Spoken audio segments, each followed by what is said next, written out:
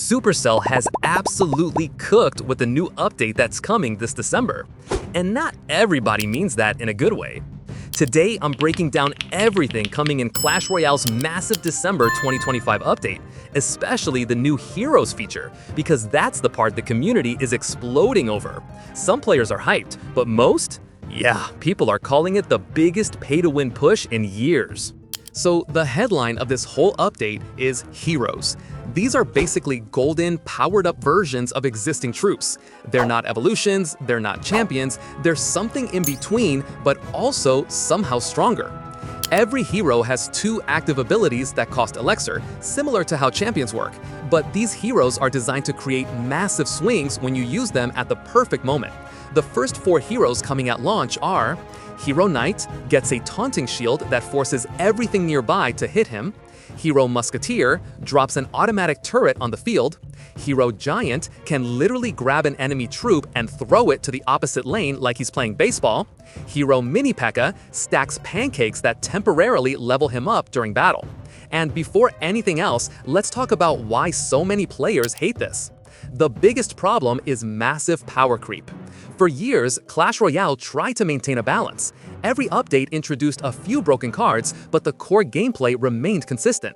With Heroes, Supercell is adding units that are stronger than both evolutions and champions. Players can include 2 of these in their deck. Heroes take up slots alongside champions, allowing a total of 2 in a deck. Players who spend money will unlock Hero Fragments much faster than those who play for free. The concern is clear.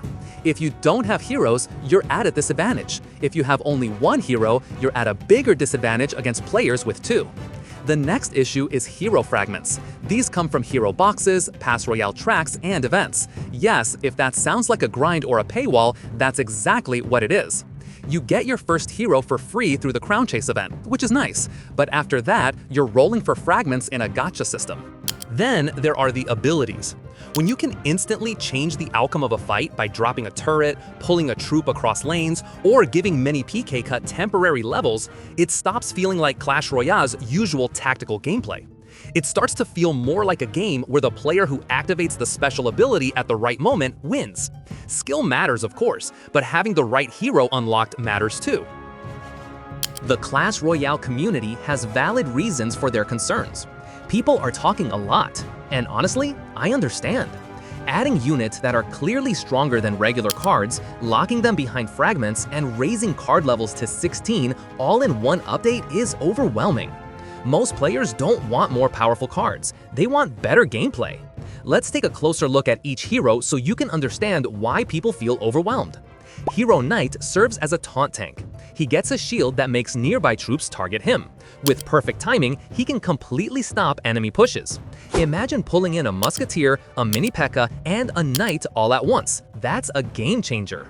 Hero Musketeer drops an auto turret. It's like a second building placed anywhere you want. This effectively counters swarms and allows her to act like a mini mortar user.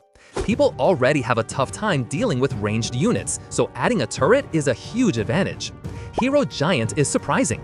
He can actually throw an enemy troop into the opposite lane, so all your careful defensive setup gets disrupted.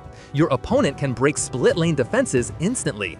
That's a significant ability. It changes how positioning works.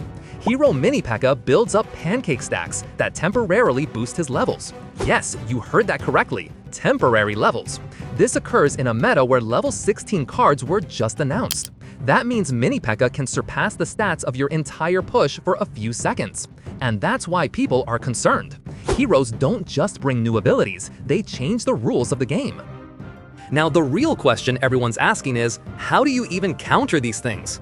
The answer is mixed. Some of them technically have counters, but even those don't seem dependable because the abilities are so overwhelming. Hero Knight. You can try to defeat him with high DPS troops like Mini P.E.K.K.A, Lumberjack, or Inferno Dragon. However, the issue is the taunt shield. Once he activates it, everything you played will hit him, even if he's not the real threat. So yes, you can counter him, but he can also wipe out your entire defense with a single button press. Hero Musketeer. In theory, she's vulnerable to fast units that can rush her down, like Ghost, Bandit, or a well-timed Miner. But the turret she drops complicates matters. It divides your damage, draws aggro, and gives her much more time than a typical ranged unit should have. So even when you counter her, you still lose value because of that extra building. Hero Giant.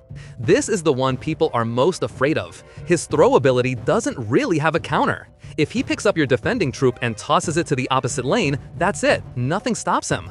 You can retaliate on the other side, but when it comes to direct counterplay, you basically have none. It completely changes the positioning, and that's intimidating. Hero Mini P.E.K.K.A. Normally, Mini P.E.K.K.A has clear counters, swarms, distractions, and cheap cycle parts. But when he activates those temporary level boosts, your counter suddenly loses its effectiveness. Your skeletons, your goblins, even your defensive units just get wiped out because he's hitting at a boosted level. So yes, he has counters until he uses the ability, and then he doesn't. So, are there real counters? There are ways to deal with these heroes, but they aren't reliable. That's the key difference. You're not countering the card itself. You're managing the cooldown. You're waiting for the ability. You hope they mistime it. It shifts the game from strategy to prediction and luck. That's why so many players feel anxious. When the strongest cards in the game come with abilities that bypass normal counterplay, the entire concept of hard counters kind of fades away. Supercell is raising the max card level to 16, and reaching that level is going to be tough. Players can now use gems to instantly upgrade cards. For a single common, the cost is 2,700 gems. If that's the price for the cheapest rarity, just think about how expensive it will be for legendaries and champions. Magic items are being changed, elite wildcards are being removed and turned into gems, and we won't know the conversion rates until update day. It's no wonder players feel like the whole economy is shifting towards spending. Player levels now go up to 90, and the King Tower can reach level 16. Your XP carries over, but for longtime maxed players, it still feels like a quiet reset. Trophy Road is extended to 12,000 trophies, and there are new arenas. Seasonal arenas are gone, and ranked now unlocks through seasonal trophy goals. More trophies means more grinding. A new currency called crystals comes from extra maxed card copies, and these only buy cosmetics. This change seems to please everyone. Hero boxes give hero fragments, evolution boxes offer up to 6 shards, and lucky chests have been completely revamped.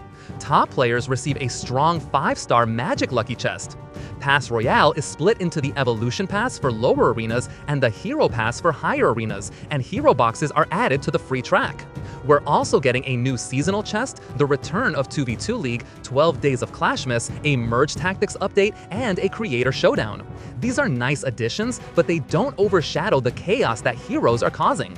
I'm excited to try them, but I'm also a bit worried about the direction the game is taking. Let me know what you think. Is this update exciting or a disaster?